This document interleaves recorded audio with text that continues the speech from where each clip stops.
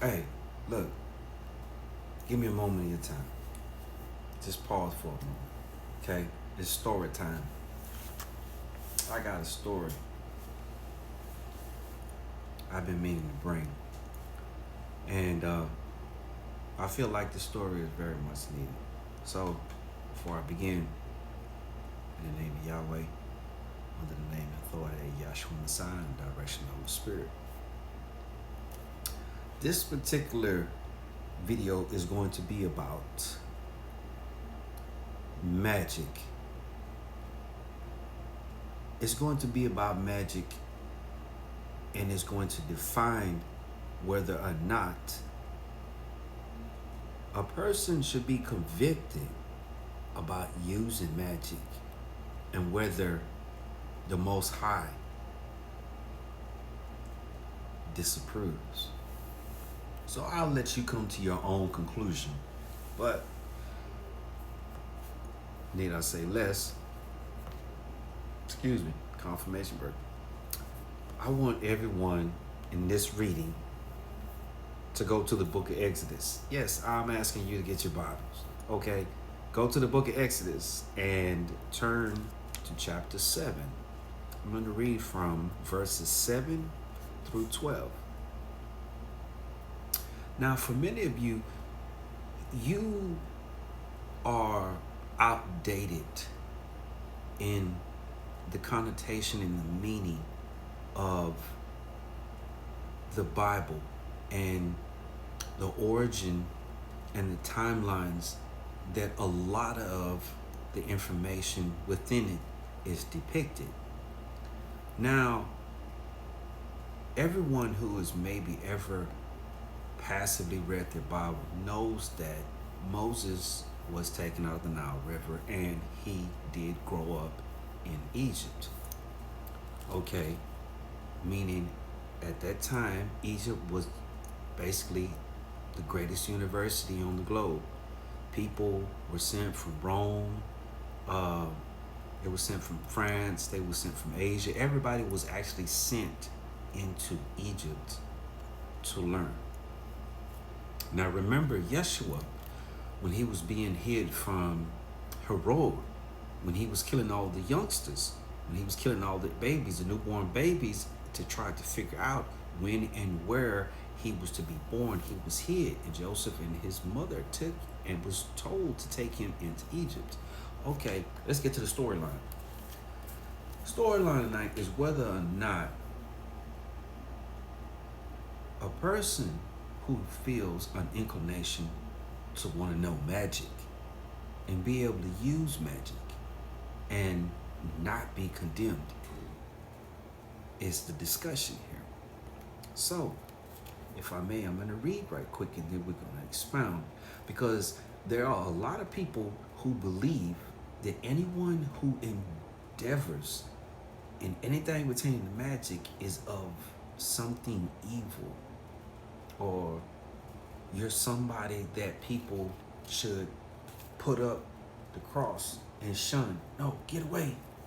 You know, there's so many taboos, but a lot of people don't know majority of magic that is practiced today is coming straight through the podium inside of the church house anyway. But you know what? Hey, look, that's a whole nother topic. We're going to talk about that another day. So let's get to it. Okay, Exodus 7, verses 7 through 12 reads, and I'm reading from the book of Yahweh. Okay, now I'll tell you about that here another time, but it's not the typical King James version. And it says, and Moshe was 80 years old, and Aaron was 83 years old when they spoke to Pharaoh. And Yahweh spoke to Moshe and Aaron, saying, when Pharaoh speaks to you, saying, perform a miracle for me, then you shall say to Aaron, take your staff and throw it down in front of Pharaoh to become a serpent. So Moshe and Aaron went to Pharaoh and did just as Yahweh commanded them. Aaron threw down his staff in front of Pharaoh and his officials, and it became a serpent. Pharaoh then summoned the wise men and the sorcerers and the magicians of Egypt did the same things with their secret arts. Every magician threw down his staff and they became serpents. But Aaron's staff swallowed up their staff. Yet Pharaoh's heart became hard and would not listen to them, just as Yahweh had said. Okay. Point in context. By the commission and by the spoken authority given to Moses, he told Aaron to throw down his staff and it became a serpent.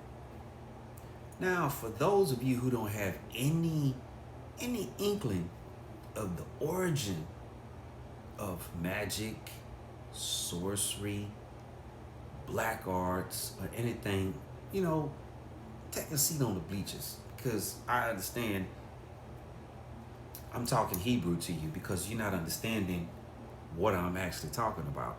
But that's okay. What I am going to tell you is what you is going to understand. And that is that being that Moses was raised in the house of Pharaoh, he was taught in Pharaoh's universities. So the application of the art, confirmation, of manipulating energy and manifesting was a skill that was greatly valued. Your status, your rank, your position in society, working up under the chamber of Pharaoh to do his bidding will bring you a life of ease. A lot like our politicians in Washington, D.C. Oh, but hey, I'm going to talk about something else. Now, Pharaoh knew Moses had learned magic under his guideship. Not his guideship directly, but other pharaohs that aided him in his initiation. Something that's not talked about very much in the Bible. Nonetheless, Pharaoh knew magic. But before he was raised to his status, when the Most High chose to commission him, he took what he had and he amplified it. And when he sent him out to do something, he was to administer the gift and the skills that he had actually learned in the house of Pharaoh, but to use them toward the end goal of what Yahweh asked him to do. Because he's what? Omnipotent. Yahweh knew all things. So he knew the disposition before Moses and Aaron ever knew. So his prophecy to them was just do this, because this is what's going to wind up happening. Okay, in today's society, we have people that are magicians. We have people that are tarot readers. We have people that are sorcerers. Okay? A lot of these terms have people on the fence, have people feeling a lot of times a sense of leeriness and even defensiveness toward that. But what people are unaware of is that it is your obligation to learn how to manipulate energy.